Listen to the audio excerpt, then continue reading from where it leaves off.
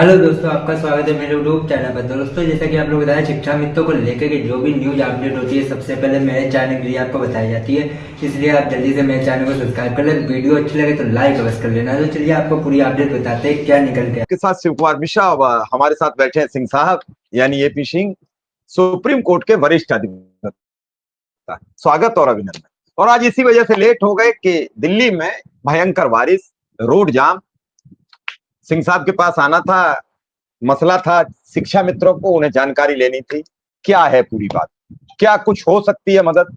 और मेरा उद्देश्य है कि शिक्षा में अनुदेशकों के जीवन कैसे बचे।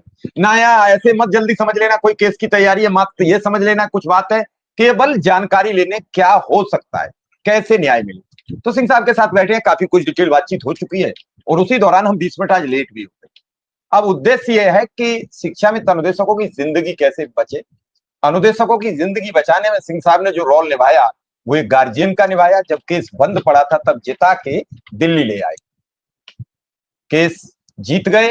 अब सरकार से भी कई बार रिक्वेस्ट की सिंह साहब ने और कहा भी कि इन्हें पैसे मिल जाएं, क्यों 9-10 हजार रुपया में खर्चा नहीं चलता। सिंह साहब ये सब मैटर आप देखते हो, आप दोनों केस आपने देखे, अभी ये थोड़ा बहुत समझे हो, लेकिन इसके बावजूद तो सरकार की भी तो जिम्मेदारी बनती है कि इनको कम से कम इतना मानदेय तो दे देना चाहिए। पढ़ाते हैं, पढ़ाई बहुत महत्वपूर्ण अंग है। जिस देश में, जिस राज्य में शिक्षा का काम कमजोर हो उस देश का विकास रुक जाता है। उसके बावजूद भी सरकार ये नहीं सोचती, ये नहीं चेतती कि हम लोगों को न्याय देते हैं, इन्हें भरपेट भोजन की तो व्यवस्था करते हैं। नहीं, ये बात बिल्कुल सही है। पहले तो मैं धन्यवाद करता हूं आपके स्पेशल कवरेज न्यूज चैनल को और साथ में हमारे मिश्रा जी का जो त्याग है, तपस्या है शिक्षा से जुड़े लोगों के लिए।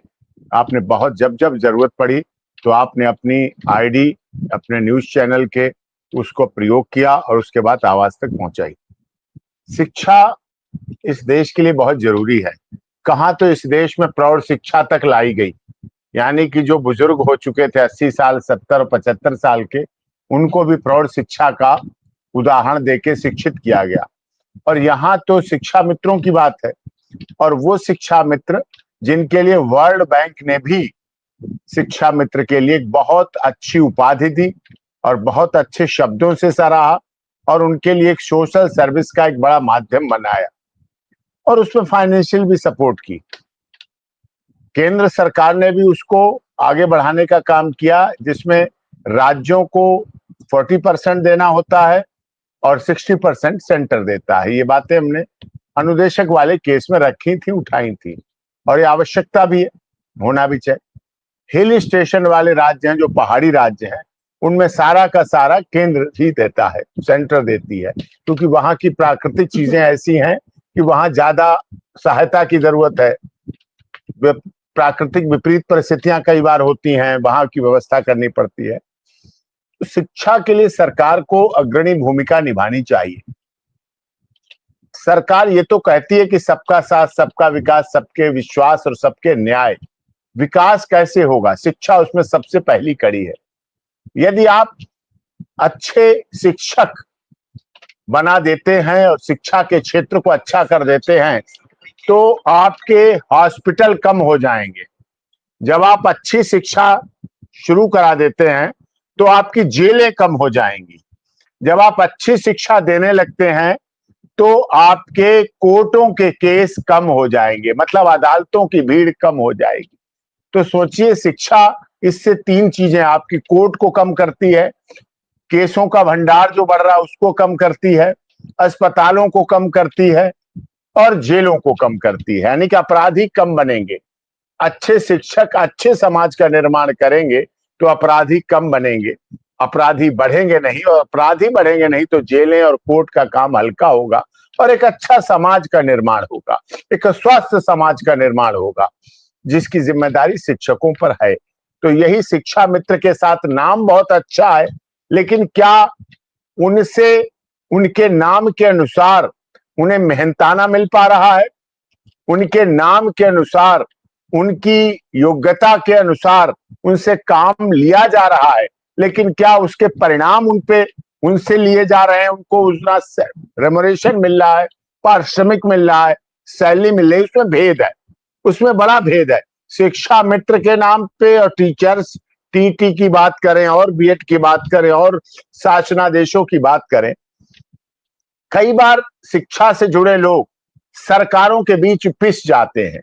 उत्तर प्रदेश में मैंने देखा सरकारों के बीच शिक्षा मित्रों को पिसते हुए। पहले मायावती जी की सरकार थी, उन्होंने आगे काम किए, बढ़ाया। मायावती जी की सरकार गई, अखिलेश जी की सरकार आई, शिक्षा मित्रों पे मोहर लग गई, ये तो इनके हैं, इनके लिए इसलिए नहीं करना। अखिलेश जी की सरकार के बाद आदरणीय योगी आदित्यनाथ जी की सरकार आ गई, शिक्षा मित्रों पे ठप्पा लग गया, अरे ये तो अखिलेश जी के हैं। ये क्या है? वो मतदाता हैं उत्तर प्रदेश के, शिक्षा से जुड़े हुए हैं, शिक्षक हैं, पढ़े लिखे हैं, योग्यता पाई है, और उनकी योग्यता पाने का प्रयोग स्कूलों में होना चाहिए, विद्यार्थियों के लिए होना चाहिए, उनके पैसों का उपयोग बच्चों में होना चाहिए। इसके बजाय उन्हें दौड़ना पड़ता है कहाँ? इलाहाबाद हाई कोर्ट, दौड़ना पड़ता है लखनऊ बेंच, फिर दौड़ना पड़ता है सुप्रीम कोर्ट, दौड़ना पड़ता है वहां वकीलों के पास, दौड़ना पड़ता है सुप्रीम कोर्ट के वकीलों के पास।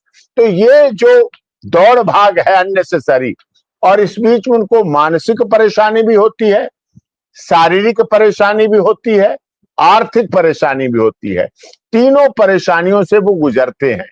कितने शिक्षा मित्रों की इस बीच मृत्यु हुई, कितनों की पत्नी जो अर्धांगिनी कही गई है, दिया और बाती का रिश्ता कहा गया है, जीवन साथनी कही गई है, भार्या कही गई है, अच्छा इलाज न मिल पाने के कारण, समय पर जरूरतें पूरी न होने का कारण, कहने को मास्टरनी है लेकिन उनके पास 4 दिन से दवा नहीं मिल पाई। क्यों नहीं मिल पाई? पैसे नहीं है। क्यों नहीं मिल जा पाई अस्पताल? पैसे नहीं है। उनकी मृत्यु हो गई, साथ छूट गया, जीवन अधूरा रह गया। शिक्षकों के बच्चे पढ़ाई नहीं पढ़ पा रहे हैं, इंटरव्यू देने जाना है, पैसे नहीं है, फॉर्म भरना है, पैसे नहीं है, टेस्ट देने जाना है, पैसे नहीं है, कोचिंग करना है, पैसे नहीं है। तो ये अर्थाभाव शायद उसी तरह हो गया जैसे पुरानी फिल्मों में जब हम देखते थे बचपन में, तब फिल्मों में एक परिवार दिखाया जाता था। आज की फिल्मों में तो नग्नता हो गई है, फुहरता हो गई है, भद्दापन हो गया। लेकिन पहले की फिल्में ऐसी होती थी जिनमें एक परिवार बैठकर फिल्में देख लेता था। उनमें एक पिता होता है, वो पिता टीचर होता है, उसकी वेशभूषा भी बोलो चलो ठीक दिखा दी, कुर्ता पाजामा, छड़ी लेके, थैला लटकाए हुए, हल्के कपड़े, मतलब साधारण कपड़े। मतलब पहले उसकी योग्यता बहुत अच्छा है, मास्टर जी पैर छुए, मास्टर जी का पूरे गांव में नाम, मास्टर जी के पढ़ाए हुए बच्चों का नाम, मास्टर जी के बच्चे पैर छू रहे हैं, मास्टर जी का सम्मान विधायक कर रहे हैं, मास्टर जी का सम्मान टीचर कर रहे हैं, मास्टर जी का पंचायत सरपंच कर रहे हैं, सब डीएम साहब मास्टर जी से बात कर रहे हैं गांव में आके, मास्टर जी मास्टर जी मास्टर जी, बड़ा सम्मान। लेकिन जब वही मास्टर जी अपनी बेटी की शादी करने जाते दिखाए जाते थे फिल्मों में, कि जब फिल्मों में बेटी की शादी करने मास्टर जी जाते थे तो उन्हें यह कहना पड़ता था, मिश्रा जी आपने भी देखी होंगी फिल्में, कि मैं एक गरीब मामूली स्कूल मास्टर। ये मेरे दिमाग में कौन थी बात, तब मैं भी पढ़ता था कॉलेज, डिग्री कॉलेज। नहीं, यहाँ मैं आपको बता दूं कि अगर पता लग जाए शिक्षा मित्र या अनुदेशक शादी लेके जाता अपनी बच्ची की, या उसके घर परिवार में शादी आए और पता लग जाए कि ये शिक्षा मित्र, तो लोग शादी आज भी नहीं करते। वो गरीबत जो फिल्म में तब देखते थे, हम तो हकीकत बढ़ गई, हम हकीकत की बात कर रहे हैं। उस समय की पहले की बात थी। उस समय वो जाता, मैं एक गरीब मामूली स्कूल, तो डायलॉग जो लिखा गया, वो संवाद लिखा गया, मैंने नहीं कभी जीवन में सुनते देखा कि मैं एक मामूली गरीब डॉक्टर, मैं एक मामूली गरीब नेता, मैं एक मामूली गरीब प्रधान, मैं एक मामूली गरीब ब्लॉक प्रमुख, मैं एक मामूली गरीब उद्योगपति नहीं बोला कभी जाता। केवल फिल्म तो बनाई जाती उसी आधार पर। तो उसमें ये जो लिखा गया था वो बात रही जीवन में। इस जीवन में आधार को बनाकर मेरे जीवन में बात कौंधती थी, मेरे जीवन में ये बात समस्या उठती थी के घर मामूली स्कूल मास्टर क्यों? स्कूल टीचर तो उस तरह होता है जैसे सड़क पर हाईवे है, हाईवे वही बना रहता है, सड़क वही बनी रहती है, लेकिन सड़क अपने ऊपर से कितने वाहनों को निकालकर गुवाहाटी, चौपाटी, कन्याकुमारी, कश्मीर पहुंचा देती है। टीचर उस तरह से होता है, अपने स्कूल से पढ़ाए हुए को चीफ जस्टिस ऑफ इंडिया भी बना दिया, ऑनरेबल जस्टिस दत्ता साहब भी बना दिया, ऑनरेबल जस्टिस दीपक मिश्रा भी बना दिया, उड़ीसा से पढ़ाकर भेजकर, सब जगह से सबको पढ़ाया, देश की महामहिम राष्ट्रपति बना दिया पढ़ा के। टीचर का प्रमोशन नहीं होता है, बहुत मुश्किल है